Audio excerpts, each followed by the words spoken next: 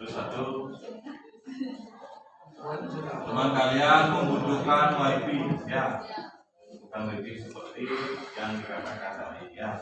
Ini sih bagus sebenarnya untuk menunjang pembelajaran yang serba digital. Apa emang nikah? Sudah selesai. Oke, tempel di depan.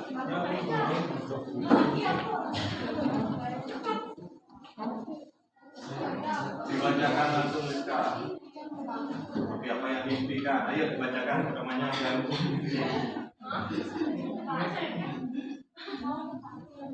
kelas 4 isi AC agar kita nggak perlu kipas lagi pakai. Oke. Kenyamanan. Oke, selanjutnya siapa lagi? Lagi Pak.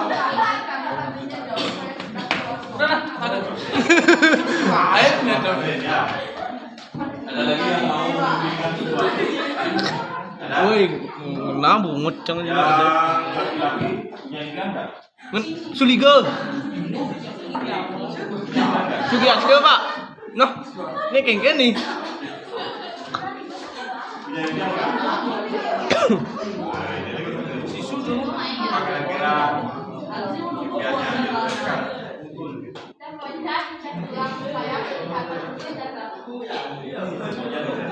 Oke, masuk.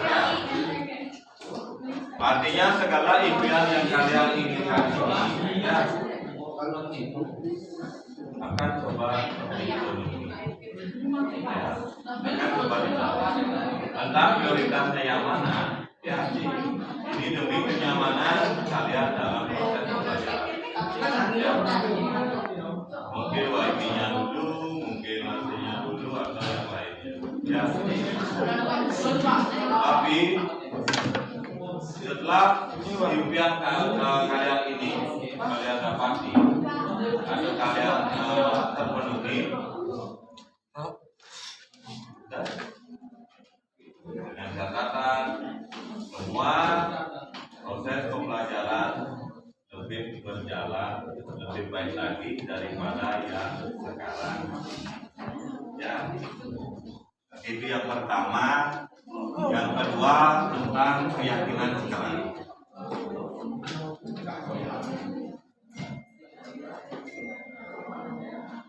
Ya, menuliskan tentang keyakinan kelas, ya.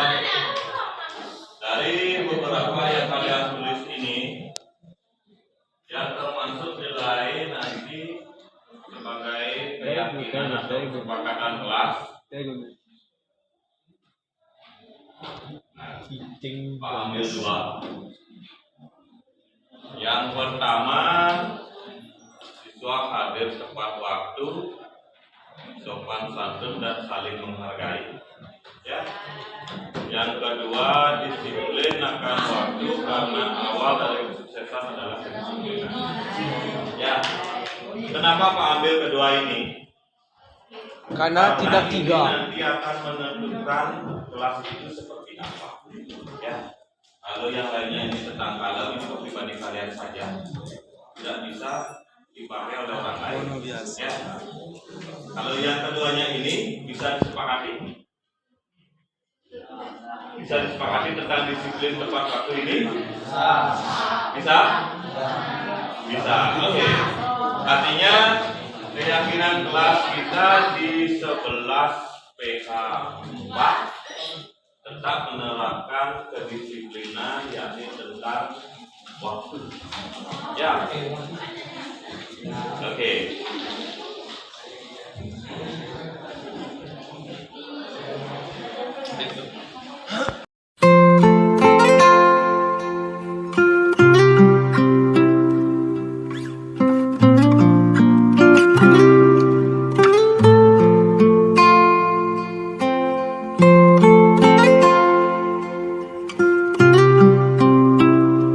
Sebuah pemaparan tentang diseminasi budaya positif.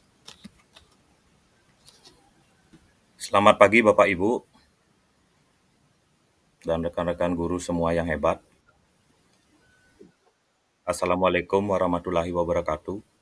Salam sejahtera bagi kita semua. Salam, Om Swastiastu, Namo Buddhaya, salam kebajikan, Rahayu. Puji syukur saya panjatkan ke hadapan Ida Sang Yang Widiwasa, Tuhan Yang Maha Esa, karena berkat rahmat Beliau, kita bisa berkumpul di hari yang berbahagia ini dalam keadaan sehat walafiat untuk mengikuti webinar dengan mengambil judul Diseminasi Penerapan Budaya Positif di Sekolah.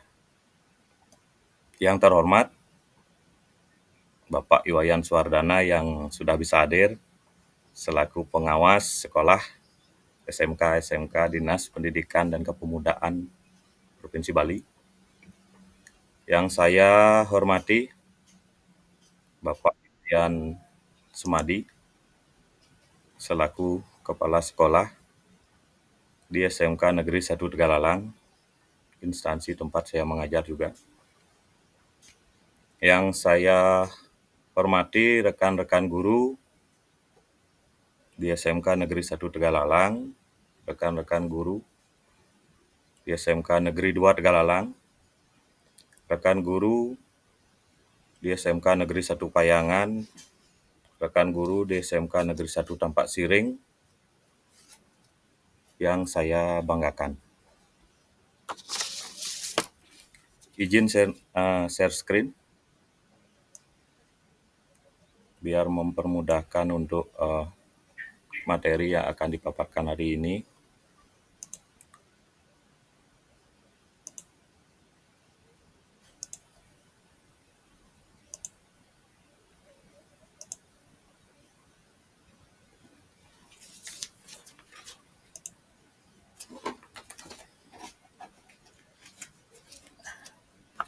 Sebelum saya memulai ke materi, izinkan saya memperkenalkan diri. Meskipun sudah semuanya kenal dengan diri saya. Saya Imade Suyastra, CGP Angkatan 7 Kabupaten Gianyar. Bersama ini saya perkenalkan pengajar praktek Ibu Niwayan Listiawati dan juga fasilitator Bapak Ahmad Darmawan. Pada kesempatan yang berbahagia ini, saya akan memaparkan materi tentang diseminasi penerapan budaya positif di sekolah. Pengambilan judul budaya positif di sekolah dirasakan sangat perlu. Hal ini dilatar belakangi oleh adanya beberapa faktor. Bapak Ibu sekalian mungkin bisa lihat pada tampilan layar. Yang melatar belakangi budaya positif di sekolah ini adalah upaya untuk mewujudkan sinergitas karakter building pada siswa di lingkungan belajar setelah pandemi yang kurang lebih 2 tahunan yang saya lakukan di SMK Negeri 1 Tegalalang. Hal ini merupakan upaya untuk menanamkan budaya positif kepada siswa untuk membangun generasi yang bermartabat. Dalam menciptakan budaya positif ini, kita perlu memperhatikan lebih dalam tentang strategi dalam menumbuhkan budaya atau lingkungan yang positif di sekolah untuk mendukung pembelajaran yang bermakna. Dengan cara melakukan berbagai upaya dalam menerapkan dan meningkatkan disiplin positif. Kesungguhan mengontrol murid, menjalankan dan menerapkan budaya positif itu sehari-hari. Nah, mungkin ada dari beberapa Bapak Ibu muncul sebuah istilah baru mungkin dalam benaknya tentang budaya positif, atau sering mendengar kata budaya positif tapi belum mengetahui apa itu budaya positif.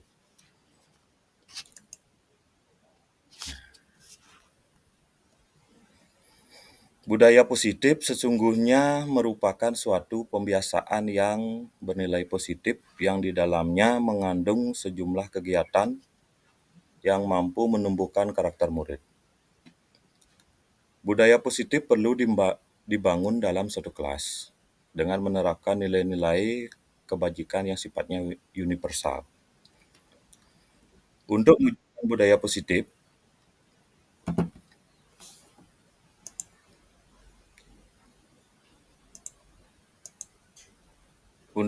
budaya positif, saya ulangi,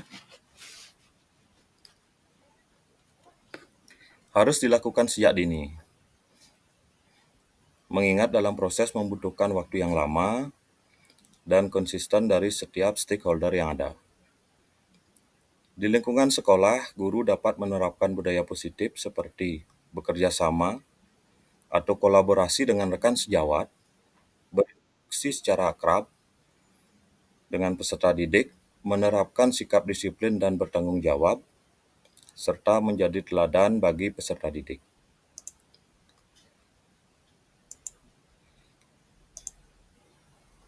Sedangkan di lingkungan kelas, salah satu langkah yang guru dapat lakukan adalah membangun budaya positif melalui komunikasi serta adanya keyakinan yang diyakini baik dan positif.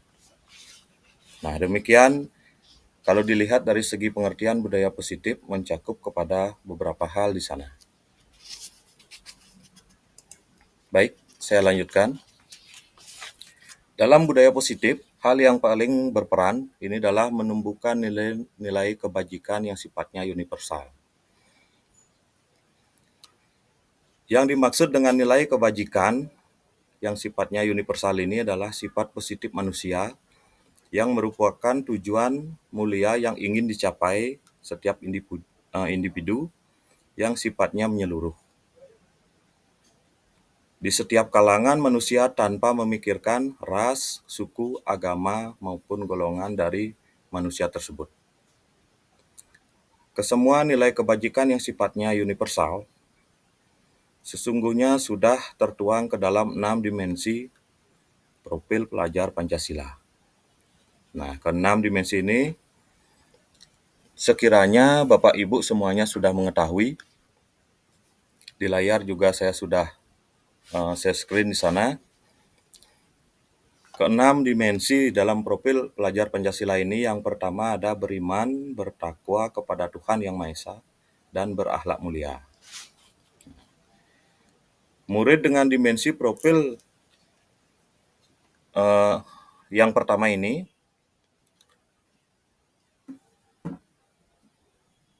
berarti murid tersebut mengamalkan nilai-nilai agama dan kepercayaannya sebagai bentuk religiusnya.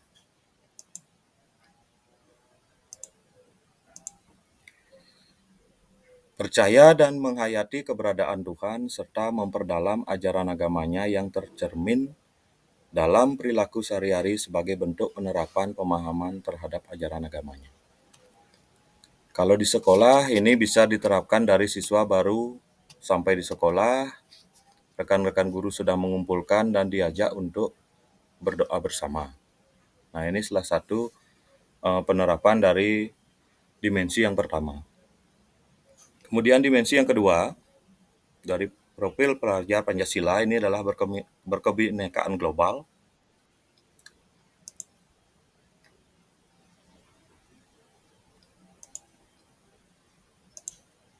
Murid dengan dimensi profil ini merupakan seorang murid yang berbudaya, memiliki identitas diri yang matang, mampu menunjukkan dirinya sebagai representasi budaya luhur bangsanya, serta terbuka terhadap keberagaman budaya daerah. Kemudian budaya nasional dan budaya yang sifatnya global. Hal ini dapat diwujudkan dengan kemampuan berinteraksi secara positif antar sesama, memiliki kemampuan komunikasi intelektual, serta mampu memaknai pengalamannya di lingkungan yang sifatnya majemuk sebagai kesempatan pengembangan dirinya. Kemudian dimensi yang ketiga, yakni gotong royong.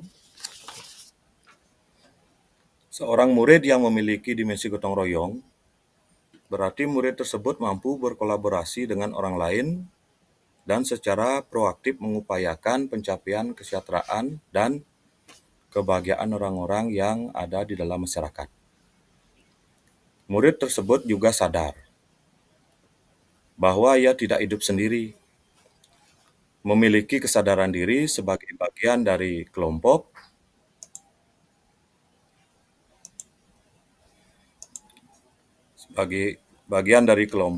sehingga perlu ada usaha dari dirinya untuk membantu pencapaian kebahagiaan kelompoknya.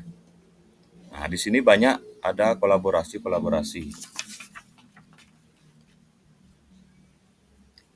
Yang keempat, dimensi yang keempat dari profil pelajar Pancasila ini adalah mandiri.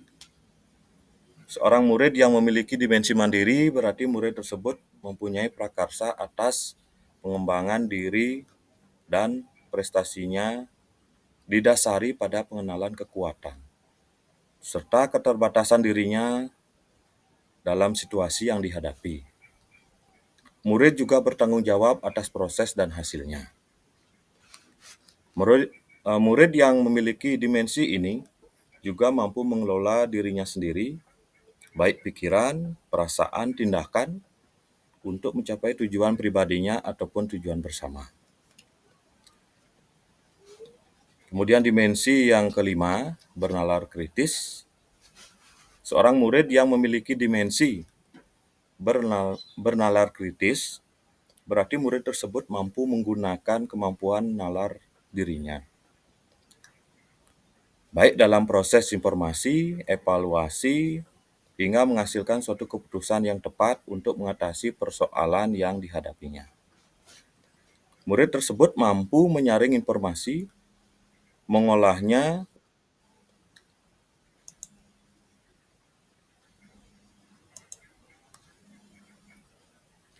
dan mencari keterkaitan berbagai informasi, menganalisis serta membuat kesimpulan berdasarkan informasi tersebut. Dimensi ini juga berarti keterbukaan terhadap berbagai macam perspektif ataupun pembuktian baru, termasuk pada pendapatnya semula yang digugurkan oleh pembuktian baru ini. Keterbukaan ini mampu bermanfaat ke depannya karena menumbuhkan murid yang terbuka, mau mengubah pendapatnya, serta menghargai pendapat orang lain. Dimensi yang terakhir, yakni kreatif. Seorang murid yang memiliki dimensi kreatif berarti mampu memodifikasi menghasilkan sesuatu yang orisinal, bermakna, bermanfaat, dan berdampak untuk mengatasi berbagai persoalan, baik untuk dirinya sendiri ataupun untuk lingkungan sekitarnya. Nah, dalam usaha mewujudkan profil pelajar Pancasila ini, tentunya peran pendidik untuk menuntun anak serta menumbuhkan profil pelajar Pancasila. Yang pertama, dalam terkait dengan hal ini, seorang pendidik harus bisa mengenali dan menjalankan profil ini terlebih dahulu. Ketika seseorang pendidik mencoba menjalankan profil ini, maka kemudian akan lebih mudah untuk murid mengikutinya. Keteladanan seorang guru dalam menjalankan ini pasti akan dilihat, kemudian dipelajari oleh para murid. Nah, demikian untuk nilai kebajikan yang sifatnya universal. Baik, saya lanjutkan kembali. Nah, sesuai dengan judul tentang budaya positif, di sini akan ada 7 komponen pembentuk budaya positif. Yang pertama ada perubahan paradigma belajar, yang kedua disiplin positif, yang ketiga motivasi perilaku manusia, yang keempat kebutuhan dasar, yang kelima posisi kontrol restitusi, yang keenam keyakinan kelas, dan yang terakhir itu adalah penerapan dari segitiga restitusi. Kemungkinan ketujuh hal ini merupakan istilah-istilah baru, dan untuk itu saya akan mencoba memaparkan satu persatu. Saya mulai dengan yang pertama, yakni perubahan paradigma belajar. Komponen yang pertama tentang perubahan paradigma belajar bergerak dari pembelajaran yang bertolak ukur dari filosofi Ki Hajar Dewantara, di mana menekankan pada perubahan paradigma teacher center menuju pada student center, di mana sistem pembelajaran secara universal mengembangkan segala potensi yang terkandung dalam diri murid yang bertujuan untuk memerdekakan murid, sehingga murid dalam proses pembelajaran mendapatkan rasa aman, nyaman, dan mendapatkan kebahagiaan yang setinggi-tingginya. Dalam perubahan paradigma belajar,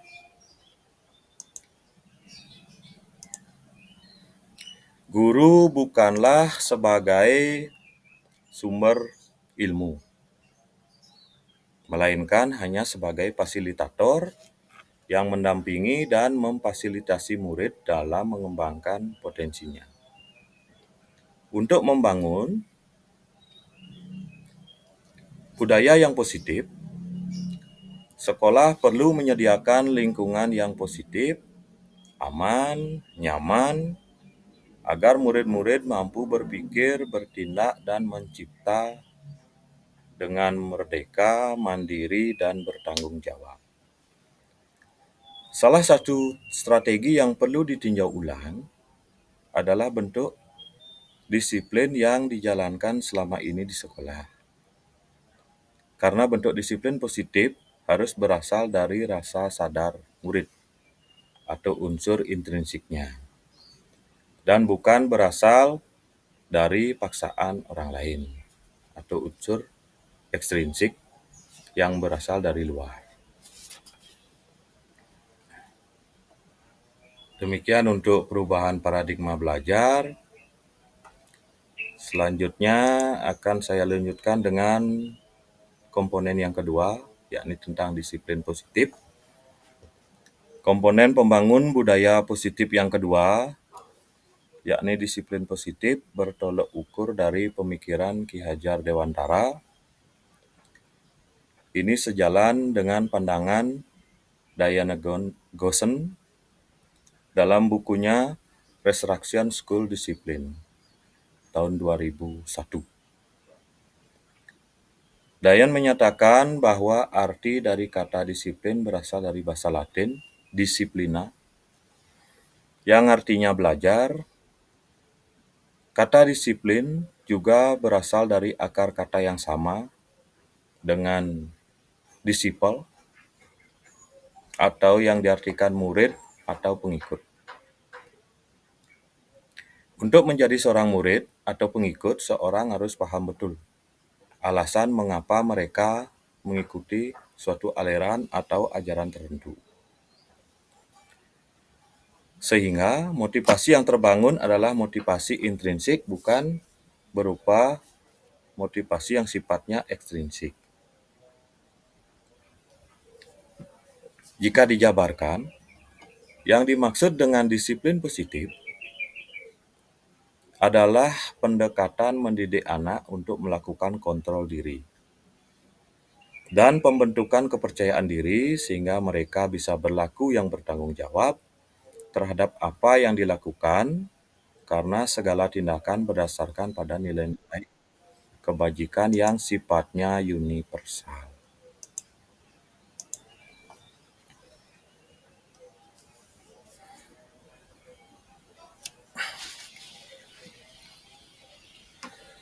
Disiplin berbeda sama sekali dengan hukuman.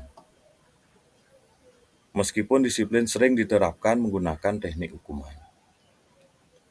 Dan jika penerapan disiplin positif selalu berdasarkan teknik hukuman, akan mengakibatkan pengaruh-pengaruh negatif pada anak, karena anak merasa tertekan dan muncul perasaan tidak nyaman di kemudian hari. Kadangkala, kata disiplin ini memang sering disamakan dengan hukuman, tapi sesungguhnya sangatlah berbeda. Demikian untuk disiplin positif. Sekarang saya lanjutkan dengan motivasi perilaku manusia. Komponen ketiga yang menjadi unsur pembangun budaya positif adalah motivasi perilaku manusia. Setiap manusia dalam menjalankan segala kegiatan sehari-hari pasti memiliki tujuan atau motivasi yang diharapkan terjadi, begitu pula dengan murid di sekolah. Dalam berperilaku pastilah terdapat sebuah motivasi yang mendasari.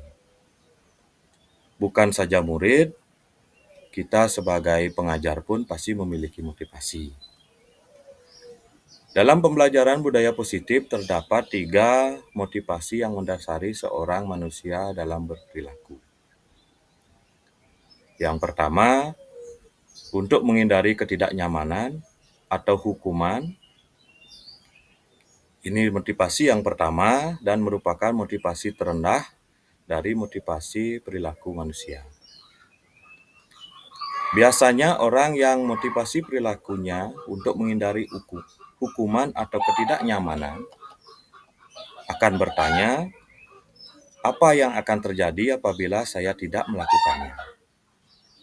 Sebenarnya mereka sedang menghindari permasalahan yang mungkin muncul dan berpengaruh pada mereka secara fisik, fisiologis maupun tidak terpenuhinya kebutuhan mereka bila mereka tidak melakukan tindakan-tindakan tersebut.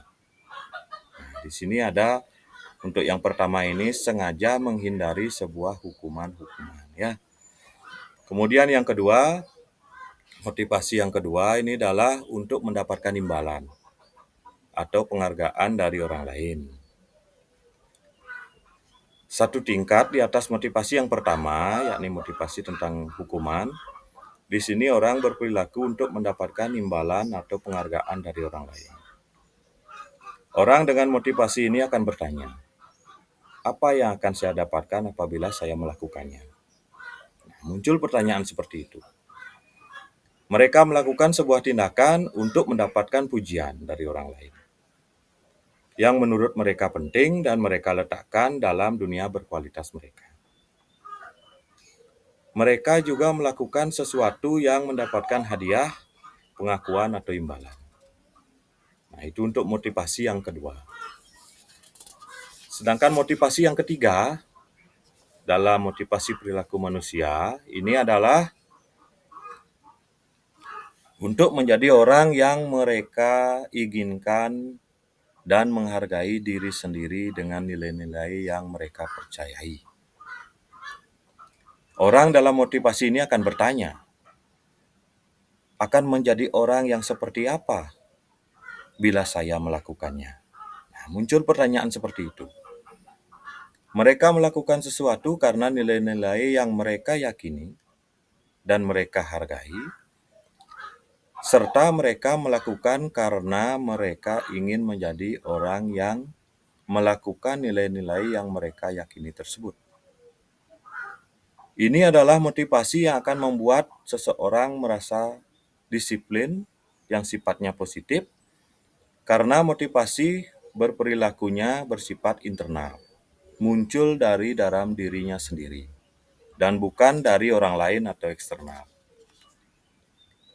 Dari ketiga motivasi perilaku manusia, yang paling tepat dalam menumbuhkan budaya positif adalah motivasi yang ketiga, yakni untuk menjadi orang yang mereka inginkan dan menghargai diri sendiri dengan nilai-nilai yang mereka percayai. Dikarenakan motivasi ini muncul dari dalam diri murid, bukan berdasarkan pengaruh dari luar murid, sehingga lebih cepat memunculkan nilai-nilai kebajikan yang tertanam dalam dirinya. Nah, di sana ketiga hal tentang motivasi perilaku manusia. Selanjutnya, saya akan mencoba memaparkan tentang kebutuhan dasar manusia. Kebutuhan dasar manusia ini merupakan komponen keempat dalam penumbuhan budaya positif. Seluruh tindakan manusia memiliki tujuan tertentu. Semua yang kita lakukan adalah usaha terbaik kita untuk mendapatkan apa yang kita inginkan. Dalam pemaparan ini akan ada 5 kebutuhan dasar manusia. Yang pertama, itu adalah kebutuhan bertahan hidup atau survival. Survival ini adalah kebutuhan yang bersifat fisiologis untuk bertahan hidup. Sebagai contohnya ini adalah kesehatan, kebutuhan akan rumah, dan juga kebutuhan akan makanan.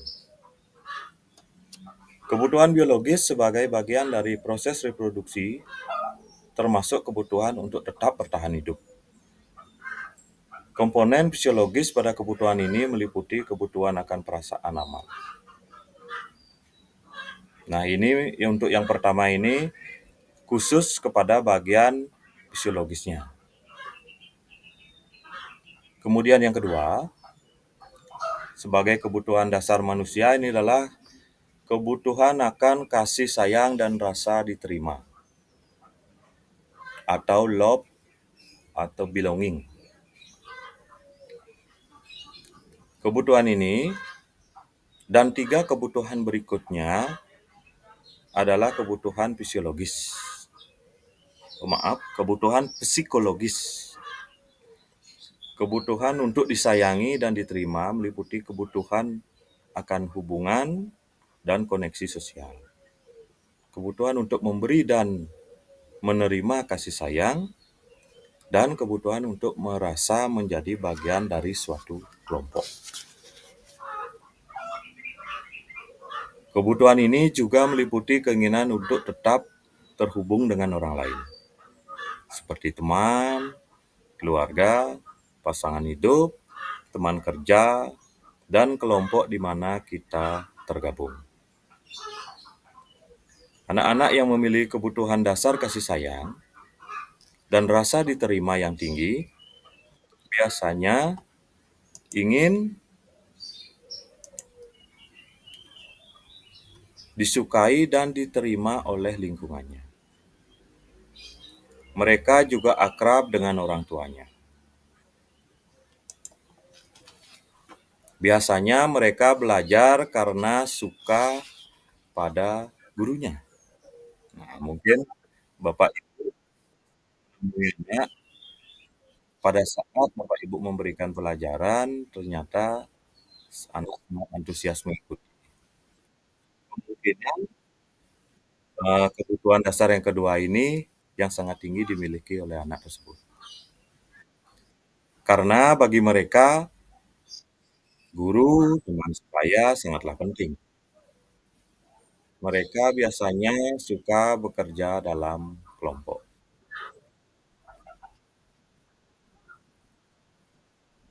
Mohon maaf, eee, untuk mikrofonnya mohon di-off-kan dulu.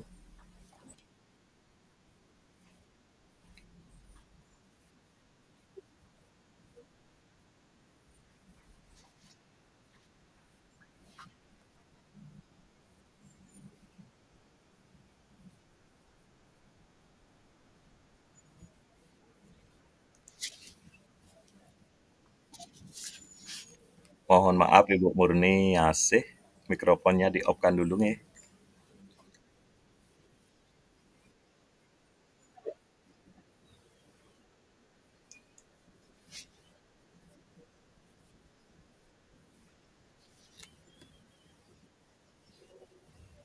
Baik, saya lanjutkan dengan kebutuhan dasar manusia yang ketiga.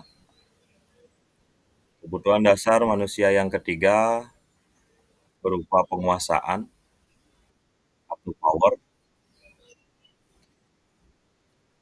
Kebutuhan ini berhubungan dengan kekuatan untuk mencapai sesuatu, yang menjadi kompeten, menjadi terampil, diakui atas prestasi dan keterampilannya.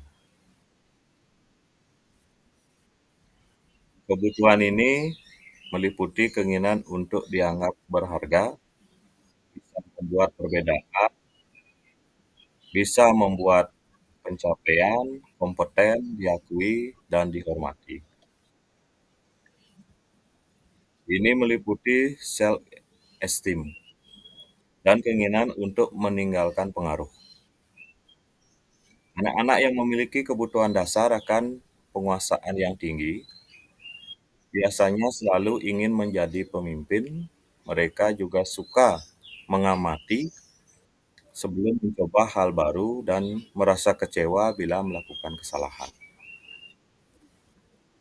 Mereka juga biasanya rapi dan sistematis dan selalu ingin mencapai hal yang terbaik. Baik, untuk kebutuhan dasar yang keempat tentang kebebasan atau freedom, kebutuhan untuk bebas adalah kebutuhan akan kemandirian, otonomi, memiliki pilihan, mampu mengendalikan arah hidup seseorang. Anak-anak dengan kebutuhan kebebasan yang tinggi menginginkan pilihan, mereka perlu banyak bergerak, suka mencoba-coba, tidak terpengaruh orang lain, dan senang mencoba hal baru dan menarik. Nah, kemungkinan anak-anak kita di SMK tentang kebutuhan dasar yang dimiliki adalah yang keempat ini, senang mencoba hal baru. Nah, seperti itu. Dan kebutuhan dasar manusia yang kelima ini tentang kesenangan atau fun. Kebutuhan akan kesenangan adalah kebutuhan untuk mencari kesenangan, bermain, dan tertawa. Bayangkan hidup tanpa kenikmatan apapun. Betapa menyedihkan saat mereka bermain, mereka mempelajari keterampilan hidup yang penting, Anak-anak dengan kebutuhan dasar yang tinggi biasanya ingin menikmati apa yang dilakukan.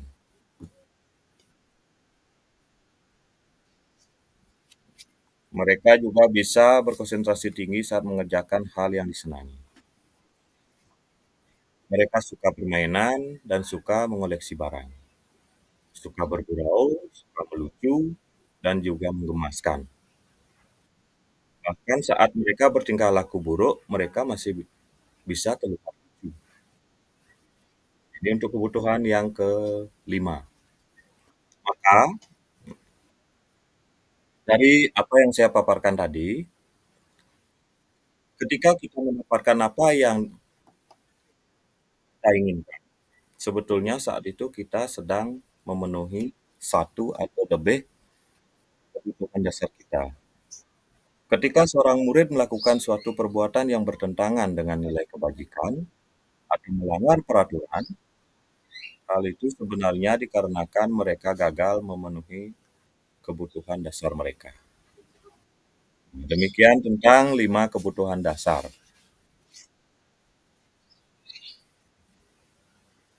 Baik, saya lanjutkan kembali.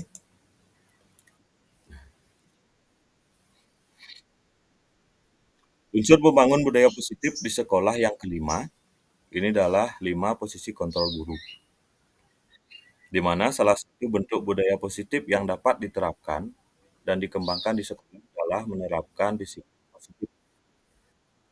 Disiplin positif merupakan disiplin tanpa ancaman atau tanpa hukuman. Menerapkan disiplin positif dapat meningkatkan motivasi intrinsik atau kesadaran siswa dalam membentuk karakter positif.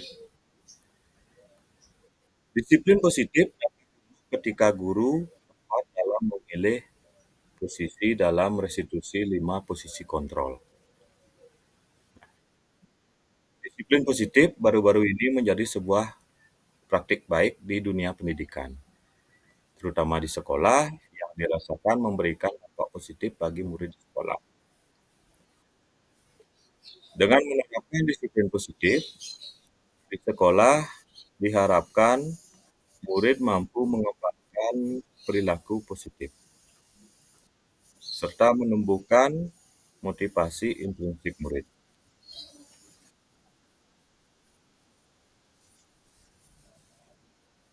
Maka dari itu,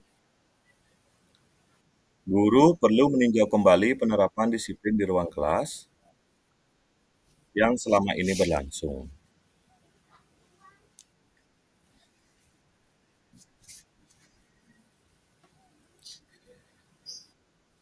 Hal ini dikemukakan oleh Diana Golson kembali dalam bukunya Restructuring School Discipline tahun 1998. Golson telah berkesimpulan bahwa terdapat 5 posisi kontrol yang dapat diterapkan seorang guru. Kelima posisi kontrol tersebut adalah yang pertama guru sebagai penghukum, yang kedua sebagai pembuat rasa bersalah, yang ketiga sebagai teman, yang keempat sebagai pemantau, dan yang kelima itu sebagai manajer. Untuk penjelasan masing-masing posisi kontrol ini akan saya paparkan sebagai berikut. Yang pertama, posisi kontrol penghukum. Seorang penghukum bisa menggunakan hukuman fisik maupun hukuman verbal. Yang biasa dilakukan penghukum biasanya menghardik, menunjuk-nunjuk, menyakiti, atau menyindir. Dampak pada murid jika menggunakan posisi kontrol penghukum, ini adalah perilaku kontrol negatif seperti murid akan mengulangi lagi kesalahannya berulang kali. Lalu perilakunya menjadi agresif. Nah, demikian jika menggunakan posisi kontrol penghukum. Posisi kontrol yang kedua ini tentang pembuat rasa bersalah. Pada posisi ini, biasanya guru akan bersuara lebih lembut. Yang biasa dilakukan pembuat merasa bersalah biasanya berceramah, menunjukkan kekecewaan yang mendalam. Dampak pada murid dari seorang pembuat rasa bersalah adalah murid akan merasa rendah diri, merasa gagal, dan tidak berbakat.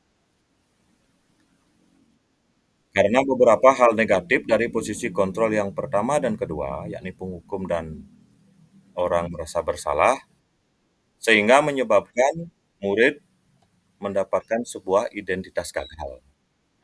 Bapak Ibu mungkin bisa lihat pada tampilan layar. Nah, saya lanjutkan dengan posisi kontrol yang ketiga, posisi kontrol teman. Guru pada posisi sebagai teman tidak akan menyakiti murid, namun selalu berupaya mengontrol murid jadi pendekatan persuasi. Yang biasa dilakukan posisi sebagai teman adalah membuat alasan-alasan untuk murid-muridnya. Dampak pada murid, murid akan tergantung, tidak mandiri, tidak bisa memutuskan keputusan sendiri. Ini karena selalu bergantung pada teman. Kemudian, posisi kontrol yang keempat, yakni tentang posisi kontrol sebagai pemantau. Guru pada posisi ini biasanya selalu mengawasi atau memantau muridnya yang berpatokan pada catatan atau kesepakatan yang sudah disetujui. Yang biasa dilakukan posisi sebagai pemantau yakni memantau, menghitung, mengukur kedisiplinan murid. Dampak bagi murid dari posisi kontrol pemantau yaitu menitik beratkan pada dampak pada diri sendiri, mendapatkan hadiah atau mendapatkan hukum. Artinya dalam pemantau pasti akan ada dua sekuensi di sini. Yang pertama, kalau jika bagus tindakan murid akan mendapatkan hadiah, dan jika melanggar akan mendapatkan hukuman. Seperti itu. Posisi kontrol yang kelima, ini pun posisi kontrol manajer. Seorang manajer telah memiliki keterampilan di posisi teman maupun pemantau. Dan dengan demikian, bisa jadi di waktu-waktu tertentu kembali kepada kedua posisi tersebut. Guru pada posisi ini biasanya di mana guru berbuat sesuatu bersama dengan murid. Mempersilahkan murid mempertanggungjawabkan perilakunya, mendukung murid agar dapat menemukan solusi atas permasalahannya sendiri. Yang dilakukan guru pada posisi manajer biasanya mengajukan pertanyaan yang terkait nilai kebajikan yang telah diyakininya, atau pertanyaan yang berkaitan dengan solusi yang ditempuh berkaitan dengan pelanggaran tata tertib. Dari kelima posisi kontrol yang sudah saya paparkan tadi, maka apabila kita menginginkan murid kita ke depannya untuk menjadi manusia yang merdeka, mandiri, dan bertanggung jawab, serta tumbuh motivasi dalam kita, maka kita perlu menerapkan restitusi yang dapat mengarahkan dan menjadikan murid kita seorang manajer bagi dirinya sendiri. Di dalam posisi kontrol manajer, murid oleh guru diajak mengevaluasi diri, bagaimana menjadi diri yang lebih baik, menganalisis kebutuhan dirinya, menganalisis kebutuhan orang lain.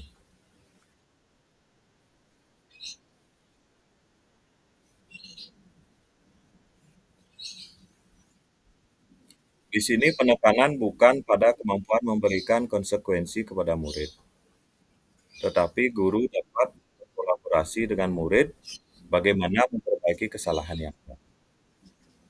Maka dari itu, yang paling tepat untuk dilakukan oleh guru adalah posisi kontrol yang kelima, yakni tentang atau dengan menggunakan posisi kontrol manajer.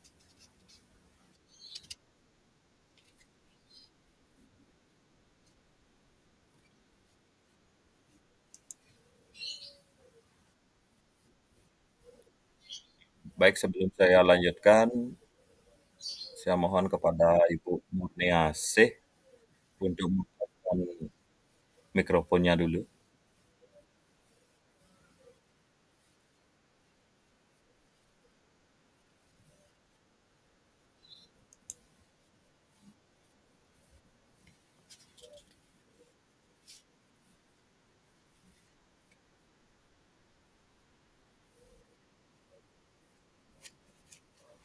Baik, saya lanjutkan saja dengan komponen pembangun dari budaya positif yang keenam. Komponen yang keenam sebagai dasar pembangun budaya positif adalah tercapainya keyakinan kelas. Suatu keyakinan kelas yaitu nilai-nilai kebajikan universal yang sudah disepakati secara tersirat dan tersurat. Hal ini terlepas dari latar belakang, suku, negara, bahasa, maupun agama. Keyakinan seseorang yang lebih memotivasi seorang dari dalam akan lebih tergerak dan bersemangat untuk menjalankan keyakinannya. Daripada hanya sekedar mengikuti peraturan tertulis tanpa makna, murid-murid pun mereka perlu mendengarkan dan memahami. Inggih,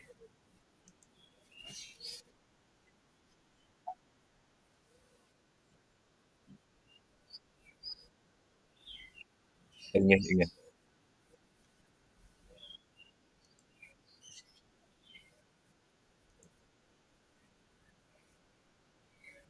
Nggih, saya coba hubungi ibunya dulu nggih.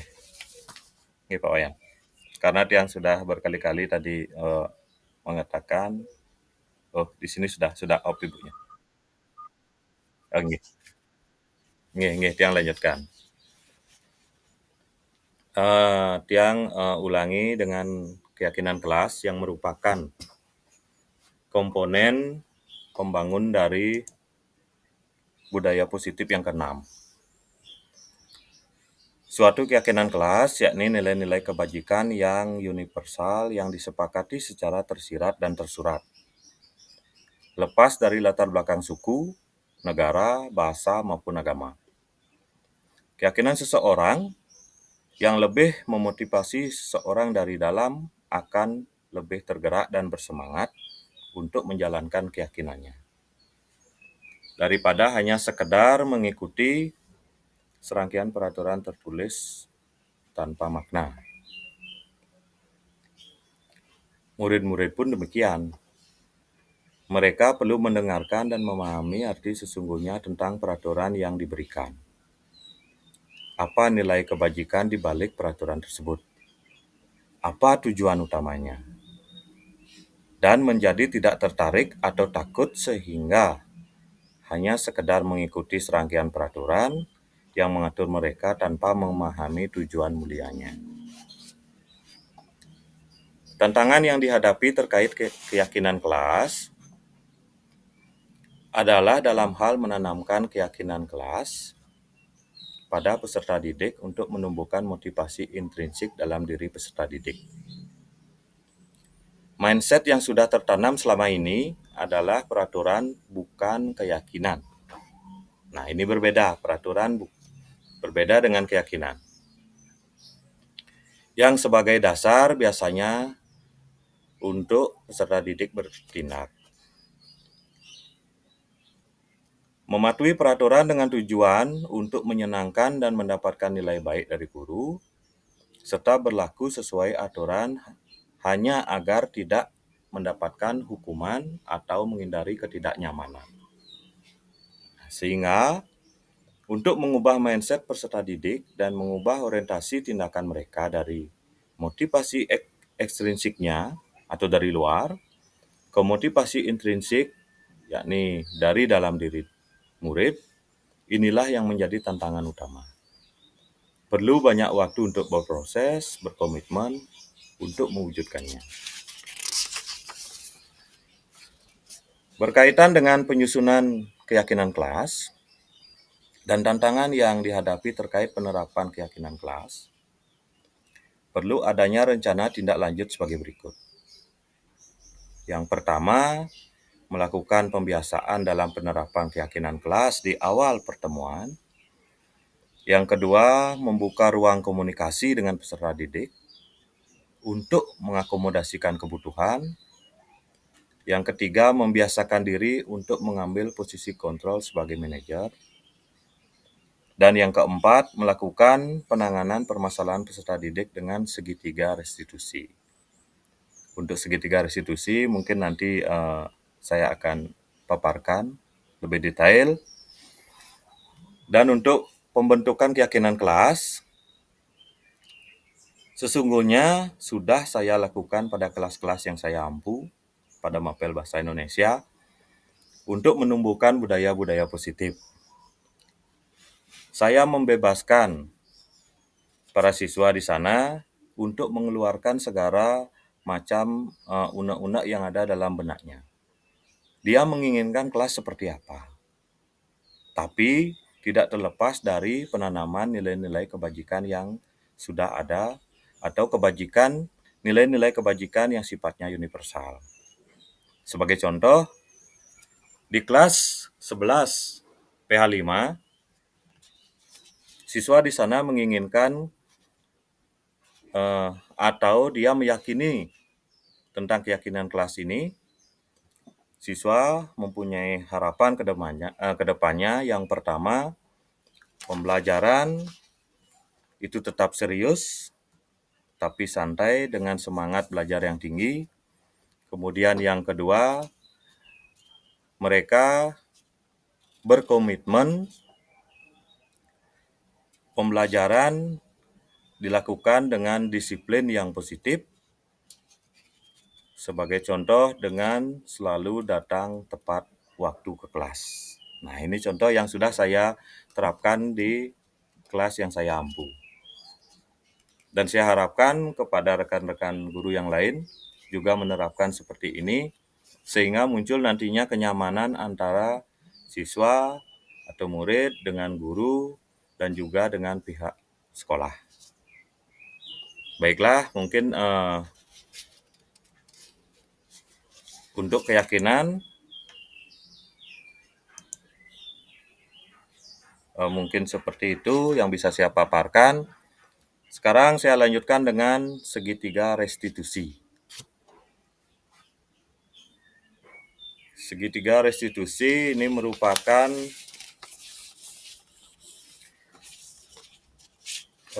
komponen pembentuk budaya positif yang terakhir atau yang ketujuh. Komponen budaya positif yang terakhir yakni tentang segitiga restitusi. Yang dimaksud dengan segitiga restitusi atau triangle merupakan sebuah strategi yang dapat dilakukan sebagai proses menciptakan kondisi menuntun murid untuk memperbaiki kesalahan-kesalahan yang mereka lakukan. Karena sifatnya majemuk, artinya tidak semua murid memiliki hal-hal yang sifatnya positif dulu. Pasti banyak dari siswa tersebut memiliki karakter yang sifatnya negatif juga. Dengan penerapan segitiga restitusi pada murid, diharapkan bisa kembali ke kelompok mereka, sehingga tidak muncul perasaan dia bukan sebagai kelompok dalam kelas tersebut. Karena memiliki karakter yang berbeda dengan teman-temannya yang lain.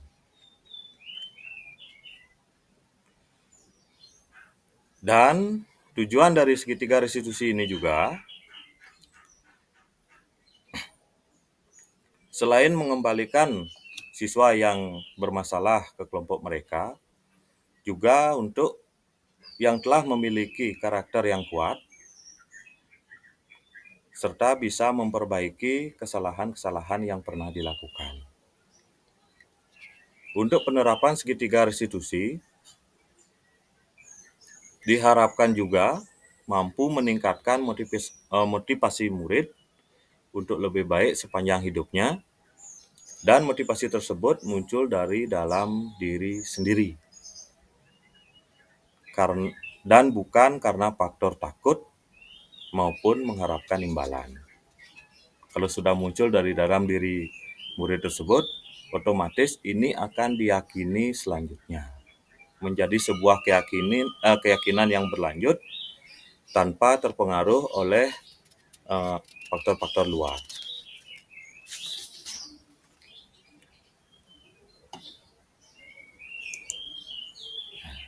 Untuk tahapan dari segitiga restitusi, ini ada 3 tahapan utama. Bapak Ibu mungkin bisa lihat di share screen-nya. Yang pertama dari tahapan segitiga restitusi ini adalah menstabilkan identitas. Bagian dasar dari segitiga bertujuan untuk mengubah identitas anak dari orang yang gagal karena melakukan kesalahan menjadi orang yang sukses. Anak yang melanggar peraturan karena sedang mencari perhatian adalah anak yang sedang mengalami kegagalan. Dia mencoba untuk memenuhi kebutuhan dasarnya, namun ada benturan-benturan yang dihadapi. Kalau kita mengkritik dia, maka kita akan tetap membuat anak tersebut dalam posisi gagal. Kalau kita ingin menjadi reflektif, maka kita harus meyakinkan si anak dengan cara mengatakan kalimat-kalimat seperti berikut ini. Yang pertama, untuk menstabilkan identitas anak, yang pertama bisa dilakukan dengan mengatakan berbuat salah itu tidak apa-apa, Nak. Kemudian yang kedua, tidak ada manusia yang sempurna. Yang ketiga, Bapak juga pernah melakukan kesalahan seperti itu. Kemudian yang keempat, kita bisa menyelesaikan permasalahan ini. Kemudian yang kelima, Bapak tidak tertarik mencari siapa yang salah, tapi Bapak ingin mencari solusi dari permasalahan ini. Kemudian yang terakhir, yang bisa juga dikatakan kepada anak, apakah kamu sedang menjadi teman yang baik buat dirimu sendiri? Dengan mengatakan kalimat-kalimat tersebut, otomatis nanti akan menstabilkan identitas anak dari yang gagal menuju ke hal yang sifatnya sukses.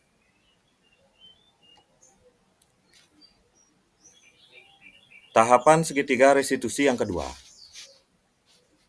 yakni validasi tindakan yang salah.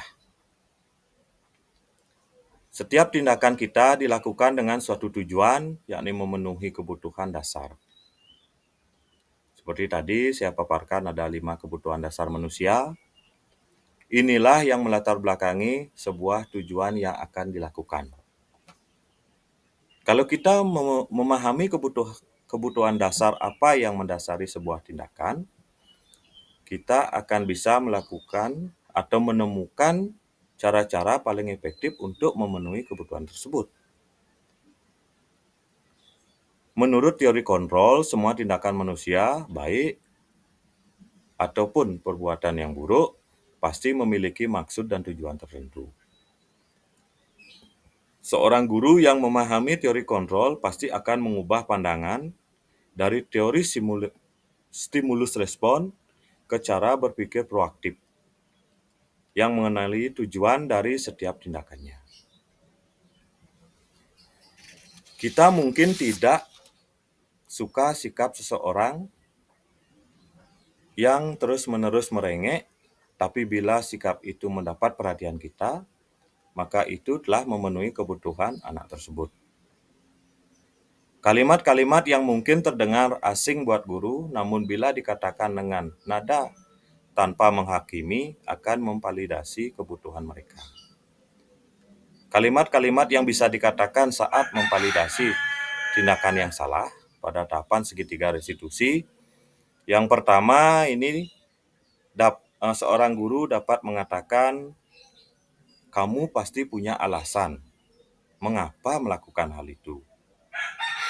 Kemudian kalimat yang kedua, kamu patut bangga pada dirimu sendiri, karena kamu telah melindungi sesuatu yang penting buatmu. Kemudian kalimat yang ketiga yang bisa juga dikatakan, kamu boleh mempertahankan sikap itu, tapi kamu harus menambahkan sikap yang baru.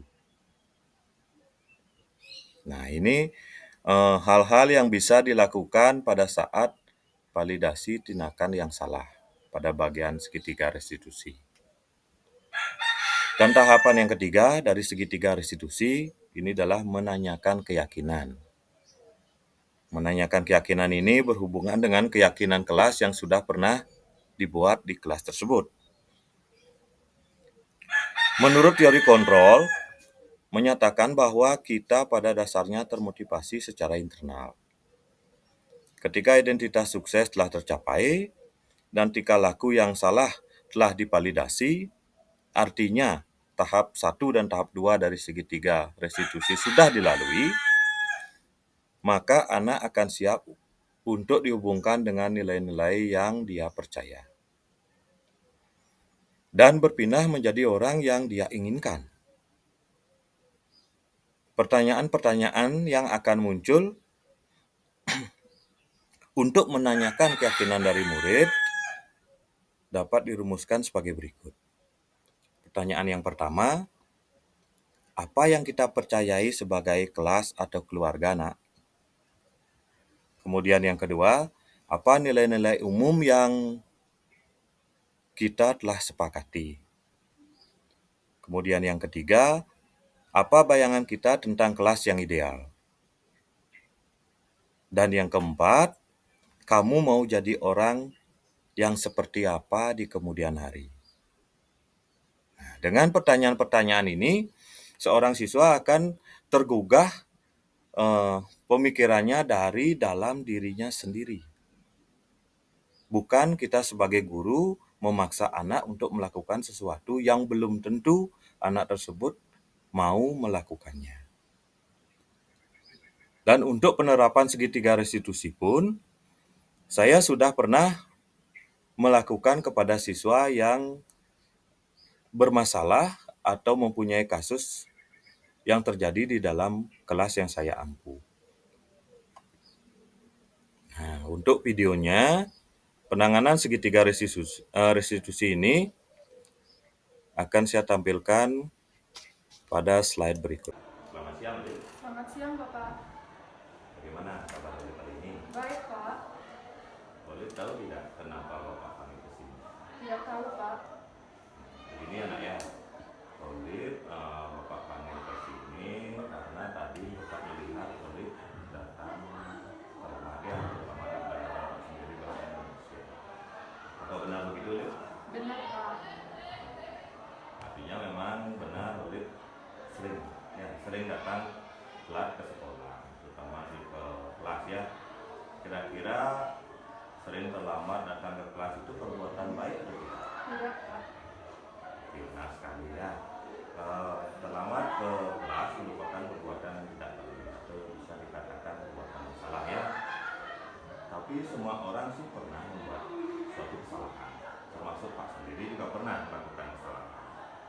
Nah di sini Pak tidak akan mencari siapa yang salah dalam perbuatan ini ya, tidak akan mencari siapa yang salah. Pak ingin cuma membantu Olit menyelesaikan permasalahan tersebut ya.